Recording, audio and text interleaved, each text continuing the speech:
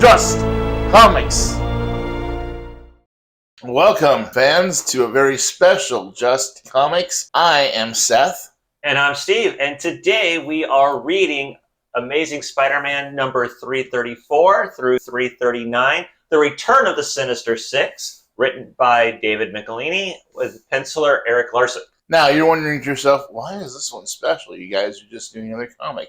Wrong! This one's special because it is our 1-year anniversary. If you recall, our first video was the first appearance of the Sinister Six. And if you remember from that one, they kidnapped Aunt May and Betty Brant and held them hostage. And Aunt May thought she was at a tea party. Aunt May thought she was at a tea party, being hosted by a very lovely man, Doc Ock. So if you haven't checked out our first video, please do, but please remember it's our first video, so it's really not our best work.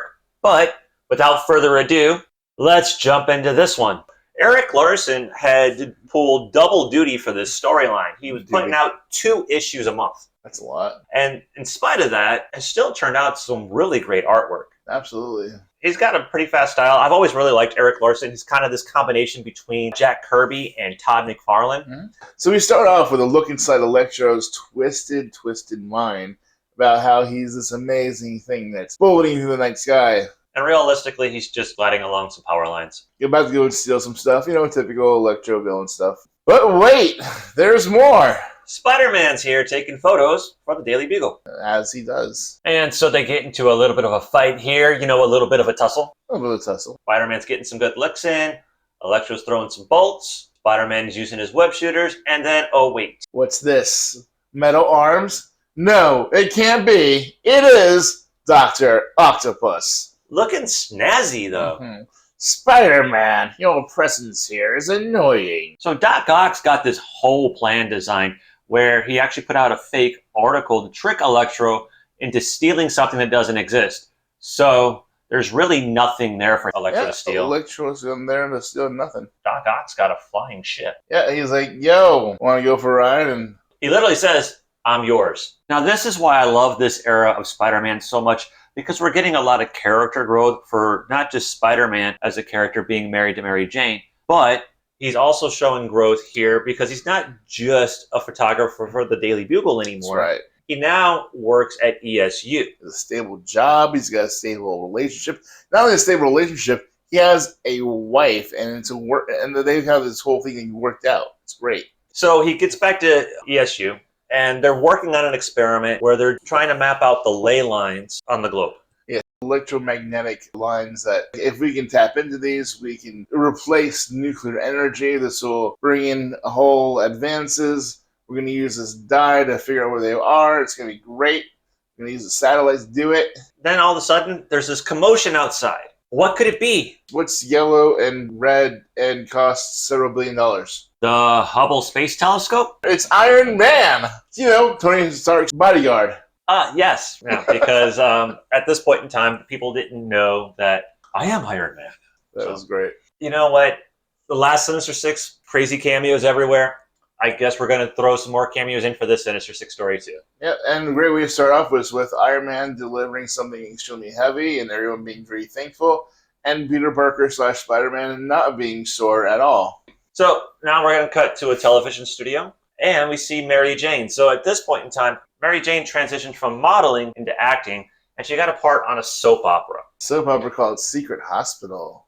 I guess the director here gets a little upset. Yeah, it's because people like to be liberal with their lines and not do the exact ones from the page, and apparently that just pisses him off. There's a slight break, and then during the break, something else breaks. A stage light falls and hits him. And they say, yeah, it's smooth, like it was cut. Speaking of cut, we cut to outside of Aunt May's house. Beautiful segue, Seth.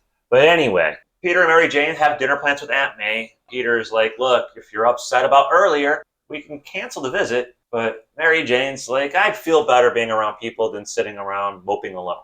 Now, I want to take a minute to just dive into Mary Jane's hair. Not literally, but figuratively. Although it looks like you could literally dive into her hair. And she's got a big hair thing going on. It's all fluffy and curly and poofy. The big hair thing is just an Erik Larsen trait. I dig it. You can tell she uses a lot of hairspray. We go and we end up meeting Aunt May. Oh, Peter and Mary Jane, it's so wonderful to see you again. And if you're wondering where that voice came from, you should watch our first video. As we mentioned earlier, we're going to keep plugging that throughout this, so just bear with us and sit tight. Watch all of our videos. Watch them, like them, comment on them, shoot, subscribe. I mean, I would be happy if we can get more than a minute and a half of you time. Watch our videos all the way through. They're great. We're great. If you don't think we're great, there's something wrong with you. So not only do we meet Aunt May, but we meet Aunt May's fiancé. Seems like a very nice, upstanding guy. Well, I mean, he's fine. He just had a slight gambling problem in the past. Gambling problem. See, now there's character growth here for Aunt May. In the first Sinister Six, she was basically almost senile and had early signs of Alzheimer's. That's probably why Peter had to worry about his Aunt May so much. But here now, she's vibrant, she's able to date again, and she's cognitive of what's happening in her life. I don't think losing your senility is character growth. That's hand wavery. Maybe Peter sold some photos and got her treatment. From Doctor Strange? Yeah. Sure. All right, so Nathan is a bit of a grumpy old man. A bit of a grumpy old man. Aunt May asks Peter to keep an eye on him as he heads out the door. They're still waiting for dinner to finish anyway. Peter's like, you know what? Aunt May loves him, and he's got a terminal heart condition. So I'll go ahead. I'll keep an eye on him for you. So we're taking a little side tour, and it turns out he just withdrew a bunch of money from the bank and then a bunch of 80s-style gang members. So Spider-Man jumps in and saves him from these gang members. Now you think that most of these guys who are unpowered and just have nunchaku for whatever reason, see Spider-Man, they don't go, hey, this guy can, beat the crap out of, I don't know, the Rhino. I'm going to hit it with a nunchuck. That's like, hey, look, Superman's here. I'm going to shoot at him. How stupid can he be? Which happens all the time. It does! Oh my god, it does! Like, unless you have kryptonite bullets, what the hell are you thinking? You put down your gun, you say, I'm sorry, Mr. Superman. Please forgive me. I'll go to Joe willingly. I'm sorry. Don't hurt me. My favorite was in the old George Reeves show. After they would shoot him and realize that the bullets had no effect, they would throw the gun at him. Criminals. Anyway. So Spider-Man takes on the gang members one by one, but then he gets to the last one, and he's got a knife to Nathan's throat. It's not very nice. And then all of a sudden, the gang member gets whacked in the face. By the Senior Citizen Brigade! What? So she took her cane, she hit him, which gave Spider-Man the opening to shoot a web, pull him up, and sock him in the nose. Nathan has a bit of a heart attack through all the excitement. Yeah, I mean, fortunately he gets his pills sometimes, so it's not that bad. But then Spider-Man discovers something. Discovers that Nathan has a whole crap load of money in a bag. What could this compulsive gambler be doing with a whole crap load of money in a bag? It's definitely what he's wondering. Oh, yes. He gets back over to Aunt May's house, a little bit late for dinner, but hey, Aunt May's like, Peter, did you notice anything, see anything? And he's like, nothing out of the ordinary, and he never knew Peter Parker was around. Next shot, we are over seeing the Sandman. Now, yes, so fans, now it says William Baker, but apparently the whole Flint Marco, Flint was a nickname, then Marco was a nickname, and he combined the two to use that for his criminaling. But his real name is William Baker, but everyone calls him Flint Marco. It's confusing. Just Google it. So Doc Ock is showing up at Sandman's house. And Sandman, at this point in time, he had turned over a new leaf. He's more of a good guy. So he wasn't having any of this. He wasn't until, Doc Ock decided to be an ass. Well, I wonder how he was going to do that. By threatening the people that Baker is currently living with. He was deciding that he's going to blow up the house that they live in. Yep, kill them, kill the kids. The typical villainous Doc Ock crap. So Sandman gives in. Of course. This is where Ock reveals that he's trying to reform the Sinister Six. So for people who aren't familiar, I want to explain this demon version of Hobgoblin. Otherwise, people might be confused because they're used to Hobgoblin being a Green Goblin knockoff. In a mask. So this version is actually Jason Masondale. He was originally a character called Jack-O-Lantern, which was also a Green Goblin knockoff. He was basically created because they were going to actually keep Green Goblin dead, Norman Osborn. In any case, he transitioned over from Jack-O-Lantern to Hobgoblin, and then during the Marvel Inferno event, he makes a deal to become more demon-like himself and have some of their power. So now he looks all scaly and weird. Honestly, my favorite version of Hobgoblin because it's just so creepy and it differentiates him from Green Goblin. All right, so Hobgoblin's like, who dares? And who did dare? Why, none other than your friendly neighborhood Doc Ock? So I guess crime must really pay. Unless. Because not only is he got his snazzy new suit, he's got flying machines and things like that now. So Hobgoblin, he's throwing pumpkin bombs and everything else at Doc Ock. Doc Ock's just like, Your sparkle blasts and pumpkin bombs are impressive, though not against me, of course. Then maybe you'll take no for an answer when my hellfire has charged you to a cinder. And will that be before or after I've crushed your neck the size of a soda straw? You interest me. Perhaps you're not the loser I assume. Compliment accepted. Go to this address and wait for me. I have further business to tend to. And further business he does. So, at the home of Mary Jane and Peter Parker, Officer Goldman stops by. Yes, your friendly Officer Goldman. Basically, he's just checking on her because prior to this storyline, there was this guy named Jonathan Caesar who was obsessed with Mary Jane and had kidnapped her. He went to jail, didn't he? He did, but now he's out. Now he is out. And all of a sudden, there was that light that fell at the TV studio. That's true. And so he's just checking on her, making sure everything's okay. Of course. Did she hear from him at all? Then Peter shows up. The officer is like, well, seems like you're in good hands. But it's kind of funny here on this one panel. Oh, I didn't know your husband was home. Officer, I sometimes don't know it myself. She's not Southern. Well, she could be. So she looks at Peter and basically accuses him of being jealous and brings up Iron Man from the previous issue. And he's like, oh, what? No, I completely forgot about that. I got to check on Ant-Man. Yeah, because obviously he wasn't jealous or petty about the whole Iron Man thing at all. Nope. So Aunt May basically is just saying that Nathan's getting weaker and things are just not looking good for Nathan. And this kind of progresses through most of this run. Aunt May's a little bit worried about him, but now we're back at Madison Square Garden where we have another cameo. First, none other than Captain America. Now, at first I was like, is this Captain America look-alike? Or is this actually Captain America up on stage doing his stage monkey stuff? Nope, this is the actual Captain America. He's there for reasons.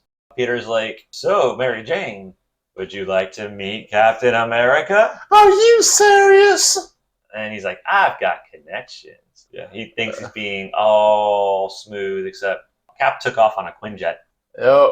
But then all of a sudden, Spider Sense. So he knows he's got to head back to the office. An explosion. And who is this? It's Shocker. How shocking. I don't know if you know this or not, but the design for this costume came because of a quilt that somebody had at home.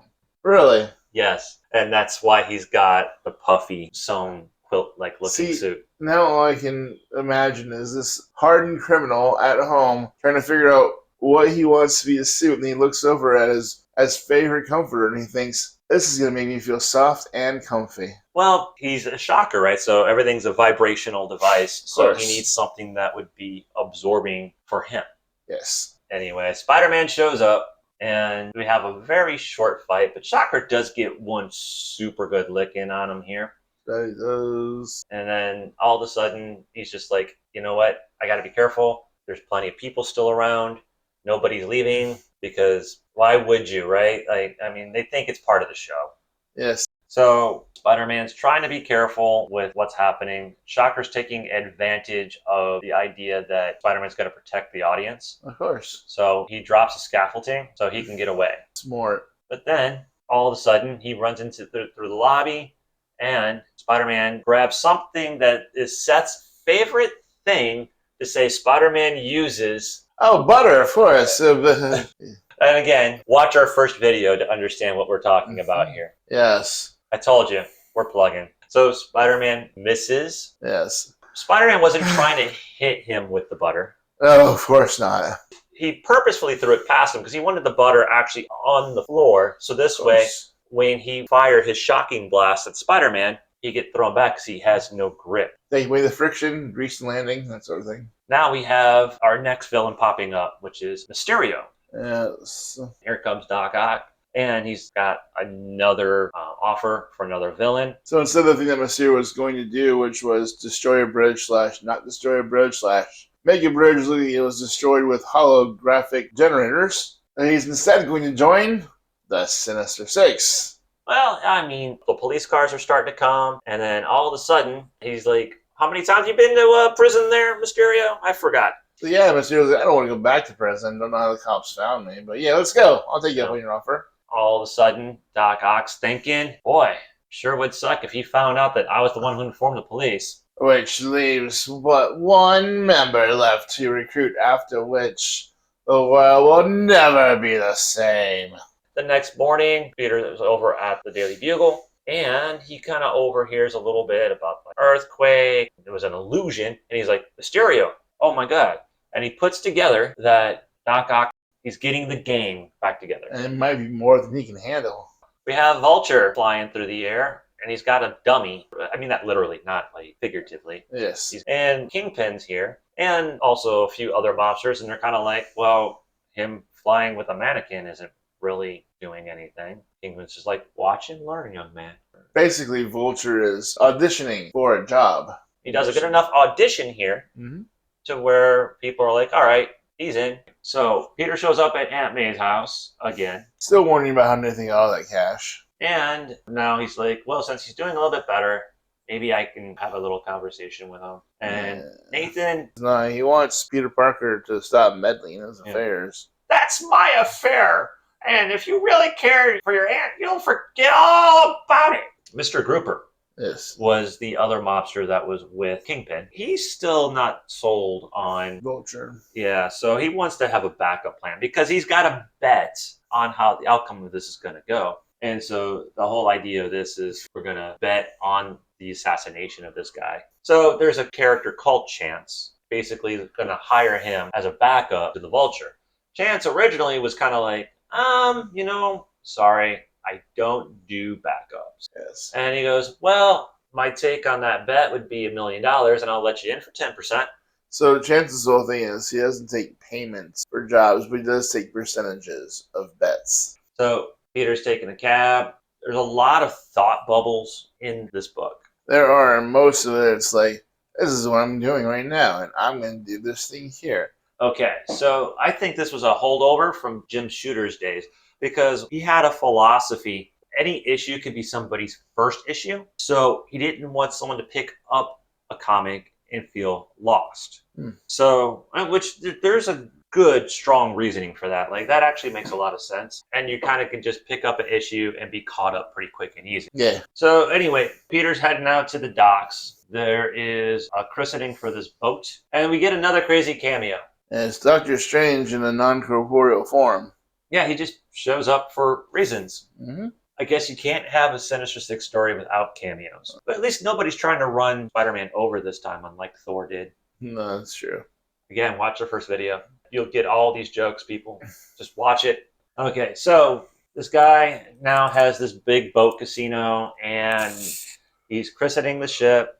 Vulture shows up. So Peter's like, oh, I can get some pics. Yep. And I should probably also become, Spider-Man. Which he does, and he's not going to stop the Vulture from doing a thing. Vulture is flying up. Spider-Man hooks up a web line, and he's like, I've done this 1,000,000 times. Yep. And he even goes through his whole thought process. All he's got to do is just pull back a bit, give himself some slack, get some height, and do a web line down, then pull the Vulture down with him, and boom! Down he goes, into the pavement. And he's like, oh, I guess I'm done with this one. And then all of a sudden, Chance shows up. Yep, and because Chance is the second ringer here. And so now Spider-Man and Chance are getting into it. Spider-Man thinks he got this one pretty quick, except lasers can melt webbing. They can melt webbing, this is very true, but he doesn't have any lasers on his mask. And Chance is not going to take any chances, and he leaves. But then Vulture's like, I need a hostage. So he goes after Aunt May. He's like, you're frail, vulnerable, the ideal hostage. That web slinger wouldn't dare attack me now. No one would. Yeah, except for one thing. Nathan pops in. Let her go. Four! He's flying away, taking me with him. At least May is. Oh my God! So high up, I'll fall. I'll die. Help someone. Heart. Went a little overboard, but yeah. So Spider-Man sees all the choppers, and then he's like, "Can't be Aunt May." But wait, is he May? Ah!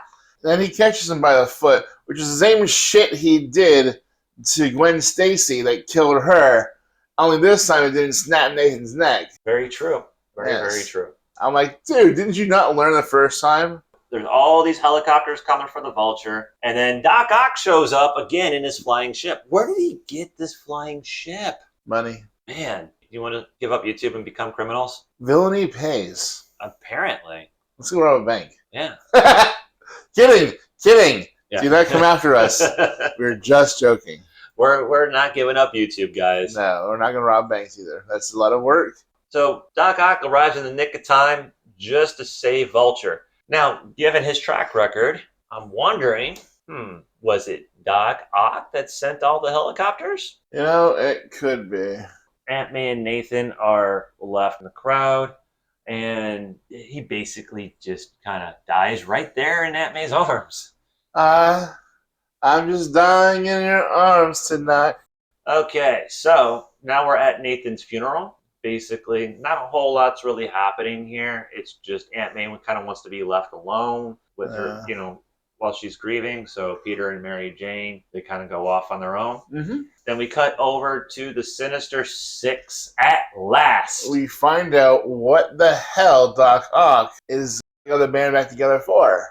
Cordco Inc. intends to launch a satellite from their Long Island facilities for some silly college experiment. We will modify that satellite to spray deadly poison into the atmosphere, killing everyone on the planet if they refuse to make us their uncontested rulers. Sandman, he's not keen on this idea. He lives on Earth. He doesn't want it destroyed. Yeah, he's like, I don't know. I wouldn't want to live with that kind of slaughter on my conscience. Again, watch our first video. Worry not, Sandman. World governments won't dare risk such annihilation. Besides, I've told you what will happen if you refuse to help. Mysterio kind of chimes in now. He's like, won't we die too? Yeah, right, but no, of course, Ock has this all figured out. There's this crystal element called Burundi, and if you granulate it and snort it or whatever, it'll keep you safe from the poison. Using the word snort here, that's some foreshadowing, huh? All right, so we cut back to Peter and Mary Jane, and Peter's kind of lost in his own world, and Mary Jane's like, hey, I've got rehearsal in about an hour, and Peter's not really paying attention. It's fine. So, he's just like, it's fine. And so. Casserole for dinner? Fine. How about Chinese? Fine. How about a dead rat? Fine. And then, so Mary Jane kind of realizes, like, hey, we're a team. Hey, pal. Come on, work with me here. And Peter kind of goes off a little bit. A little rude here. He's like, what? Blast it! Yeah. He's like, I don't care what I eat, or even if I eat. A little dramatic. He's like, just leave me alone. So now we get Mary Jane being a little introspective. She's like, I've never seen Peter so confused. So Mary Jane's like, look, I've got problems of my own. Jonathan Caesar's out. He kidnapped me before. Who knows what's going to happen? And then she's like, you know what? I feel like putting my fist through a wall. But a successful marriage is give and take. And it's her turn to give. But before she can give, Peter apologizes because that's the kind of guy he is. He worked through his stuff quickly. He realizes he's in the wrong. And he apologizes to his beautiful, gorgeous, lovely wife, Mary Jane Watson Parker. But he has to get back to the school. For this ley line experiment. And then she's like, okay, I'll keep the dead rat warm. He's like, huh? Still wasn't paying attention to that part. Now we're back at Empire State. We have a scientist here who's examining the Burtonite. And then all of a sudden, there's all this smoke. Is it a fire? No, it's Hobgoblin and Mysterio, and they want that crystal. But the Doctor's thoughts of resisting are slowly fading away. Apparently, one of the things Mysterio has learned is how to make his gas hypnotic. He's got a lot of gases. He's a very gassy guy. Yeah, not who you want to have over for dinner. If you're serving beans. But apparently, the gas doesn't work on everybody because the other guy just snatches the crystal and throws it in a safe. Which works until someone, rips the safe out of the wall and takes it with them. Yeah, see, that's why he made that deal during the Inferno event. Spider-Man jumps to the window, just knocks Hobgoblin over. Hobgoblin throws some razor bats, some pumpkin bobs. All of a sudden, Mysterio's there, and Mysterio's gas also, this hallucinogenic mist, makes the student body think that Spider-Man is attacking a frail old woman. So they go and attack Spider-Man. Yep. And that allows them to get away with the Burton Knight. And then all of a sudden, though, the gas wears off. Very quickly. Mysterio's not there anymore. They're like, why are we fighting Spider-Man? So Vulture flies Sandman into Roxxon, and of course, Spider-Man shows up. Yep. Having taken the boat this time. Him and Vulture get at it. Sandman drops into a tank, and he tries to push this button to capture Spider-Man in a net. Misses. Of course, because Spider Sense. Yep. And then Spider-Man shoots some webbing between everything and just makes himself a little hammock. Mm-hmm. And then while he's doing all that, Vulture and Sandman get away. Yeah, so now Spider-Man's kind of sort of stuck on an island. And who happens to come along? Another cameo. It kind of makes me think that David Michelinie must have read the original Sinister Six storyline before writing his return. I would imagine. And threw in all these cameos just as a homage to the original story. Of course. And now we actually cut to Jonathan Caesar, the man who's obsessed with Mary Jane Watson. And he's got pictures of her all over the place, the creeper, and he's got a little model of his villa. And he's all creeping on like how he's going to capture her and take her to his island and let her run around, but not let her free because they're sharks. I mean, it's almost like Superman's girlfriend, Lois Lane, where a lot of her suitors just had, like, Lois Lane trophy rooms. So creepy.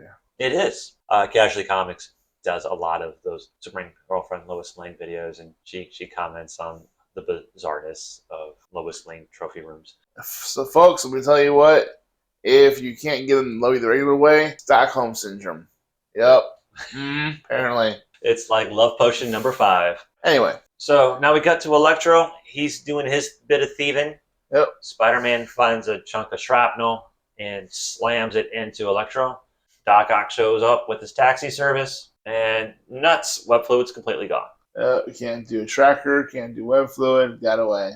But there's a piece of paper floating down. And he's like, that's part of what Electro was after. And now he realizes it's the diagram for the Cortico.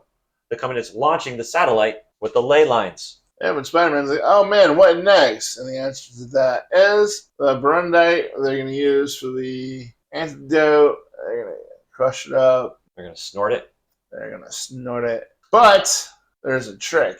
Because once it's in orbit, I'll have no further use for any of you. Then I can put my true plan into action. And Earth will belong to Octopus alone. Now we have Doc Ock on his ship. He's actually out in sea. He's got the Sinister Six together. He's spying on the launch. Sandman is still second-guessing some things. Really, Sandman, do you actually believe that I care what you think? Silence! Spider-Man's hanging around. He knows something's going to be happening. He just doesn't know what or when. It looks like nothing was happening yet, so he hitches a ride to go check on Aunt May. Who's still mourning, of course. Aunt May's feeling a little guilty because she said that she wanted him to die. He was so vital, though. So it wasn't that she's like, I hate you so much, I wish you would die. It was like... He was in pain and she wanted him to pass out.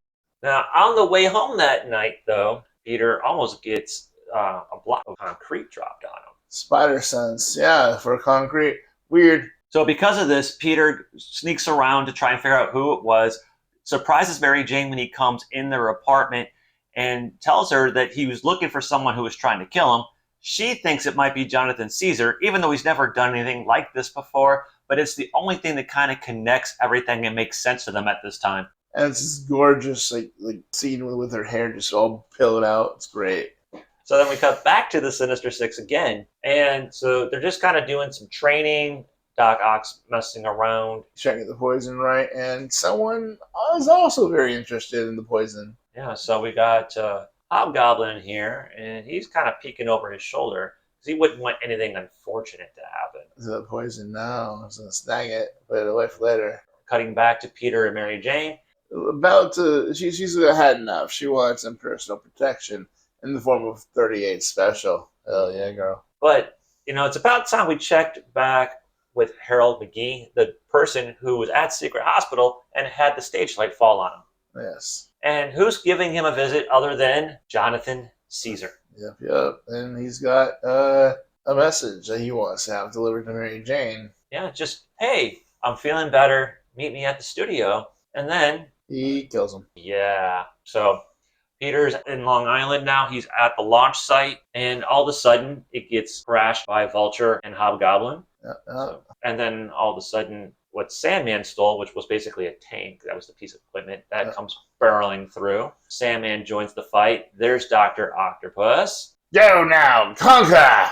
And then Peter's like, it's them. I believe it. It's them. The Sinister Six. He goes, last time we fought, I only had to face them one-on-one. Probably the reason I survived. If I want this encounter to end the same way, I better keep a low profile. He takes out Electro pretty quick, but then Hobgoblin and Vulture catch him. Spider-Man! Good! So much for low profile. So Mysterio does his thing. He manages to trick the guards with some illusions, and they replace the dye with the poison. And Doc Ock's got the device, so he's working on getting that switched out. Yeah. Meanwhile, Spider-Man is fighting off Hobgoblin and Vulture. Right. So Sandman decides he's going to try to stick up for Spider-Man because he's had enough by this point. He's like, I don't care. And Doc Ock's like, well, that's a shame because I got this thing. Pew pew! Turns him into glass. Now Spider-Man has to protect Sandman because he's a little fragile right now. It's a little bit. And Doc Ock is trying to get people to initiate the launch sequence. Yes. And literally he's just brutally snaps somebody's neck to prove his point. Yep. Like, who's next?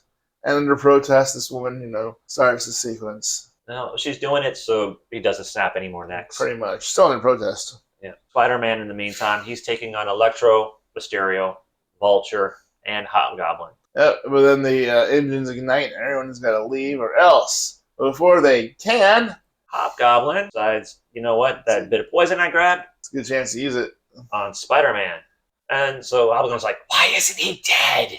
Well, then all of a sudden, Doc Ock's like, Why, quite simply, Mr. Timms. I'm activating the poison dispersal device we loaded aboard the Hordco rocket. Yes, I know what I said. We release the poison only if Earth refused to make us its rulers. But do you really think he's stupid enough to carry out such a threat? Only an idiot would destroy the entire planet. What profit is there in ruling the dead? No, that poison is in actuality a clever and diabolical cure! A cure for what? Cocaine addiction! Oh, hail Doc Ock!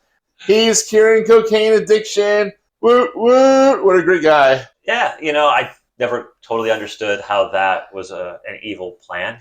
If they want to get high off cocaine, they need to buy his antidote. There you go. So Vulture is like, he tricked us! Die, Octopus! So everybody abandons Doc Ock. So Spider-Man and Doc Ock are the only ones that are left, but Doc Ock has the device that can save Sandman, and he throws that into the water. So Spider-Man tags it with a tracer, and then tags Ock with a tracer, and so now he goes after the device to save Sandman. Yep, and he tells the police, this man here, Sylvester Mann, was working with me the entire time. He was just undercover. And why don't you guys go ahead and take Mr. Mann back home? That'd be great. Thanks, officers. Yeah. And then Spider-Man catches back up with his wife. Gives her a nice hello kiss. And she's got a letter from Hal McGee, the director of Secret Hospital, saying, hey, go ahead and meet me at the studio. At the same time that Peter gets a phone call saying, hey, meet us at the lab because Dr. Octopus's cure might actually be a poison. But, what's funny was Mary Jane kind of caught on that it was odd that she wants to meet at the studio because that's been taped off. Yeah. So when they leave, all of a sudden there's a voice message that pops up on this device that was called an answering machine that had tape in it. Some of our viewers might be a little too young to remember an answering machine. So how answering machines works, young viewers, is you take this thing called a tape that's got magnetic taping inside of it, and that records sound, and you leave a message saying, hey, this is so-and-so, I'm not here right now, but you can leave a message, instead of texting someone going, yo, what's up? And so basically they're saying that the guy that Mary Jane went to meet died last night. Yep. So we get to the lab, we find out that Doc Ock's cure is still poison because it is actually destroying the ozone layer. Damn it, Ock.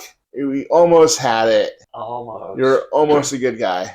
So apparently the Burtonite is what will correct that particular problem. So Peter's like, let me make a phone call. Then we cut to Mary Jane. She's at the studio. And then it turns out it was Jonathan Caesar. What? Yeah. No way. Since the audience had not seen that coming.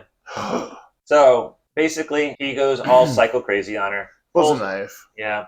And we cut back to Spider-Man because we got to leave the tension. Mm-hmm. He jumps out of a helicopter, and then we cut back to Mary Jane, and then all of a sudden, Caesar gets shot by Officer Goldman. Hey, Officer Goldman, that one guy from that one place. Yeah, and Mary Jane's like, but you're a police officer. You're not supposed to do that. And he's like, well, actually, I kind of lied to you. I'm just a big fan. So basically, she traded one psycho for another. Yep, and one psycho had a knife, and this one has a gun. Obviously, don't bring a knife to a gunfight. Yeah. So then we cut back to Spider-Man, who is now sneaking up on Doc Ock because he's got the Burundi. Doc Ock, his octopus sense was tingling because he's like, here already, Spider-Man. Excellent. Now we can finish what was interrupted on Long Island. Your execution. He's like, I don't want to fight, Doc. I just want the Burtonite. Yeah, because your cure is rotting a hole in the ozone layer. And if it's not, we're all going to die. Of course, you would say that. And so they fight. Yep, and fight, and fight. But then all of a sudden, there's a big explosion. Boom. So Spider-Man's concern is the Burundi. And meanwhile, we have a conclusion to the whole Mary Jane and what's-his-face, Goldman. Yeah. Where Mary Jane goes to her purse to pull out her 38 special, but no! It takes months to get that. So he's like, well, guess there's always reruns. And then, all of a sudden, Doc Ock is still groggy from the explosion. He realizes that Spider-Man prioritized the Burtonite instead of him. So he must be telling the truth. So he lets him go. And to our next encounter. So then we cut back to Mary Jane. She's like, well, I have to bait him closer. Hey, they'll have to change the storyline to Secret Hospital. Would you like to know what happens if I die? And he's like, gosh, sure. Come closer. And let me know how anyone else is here. Oh, and here's something you should know first. You don't need a permit to carry hairspray. And so Mary Jane actually takes this creep out. With hairspray, it's like, great. And so that phone call that Peter made earlier. It was to the Avengers, so his buddy, Thor, come and help with Mjolnir to stop the ozone layer from being corrupted. And so, at the end of the night, Peter's exhausted, comes home to Mary Jane, and at the same time, they're both like, honey, you won't believe the day I had. And end of story. Joy 2 is for sharing. Explanations can wait. So that was the return of the Sinister Six. Leave a comment below if you've read this before. If not, just kind of seeing what the story basically was about. What do you guys think? But we are going to put an end to our video here. So before we go, we have to ask, it's YouTube people, please like, share, comment, and subscribe. Tell a friend, tell a loved one, tell your siblings or your nibblings or your others. Otherwise, guys, you take care. Have a good one wherever you're at. And we'll see you next time on Just Comics. Bye.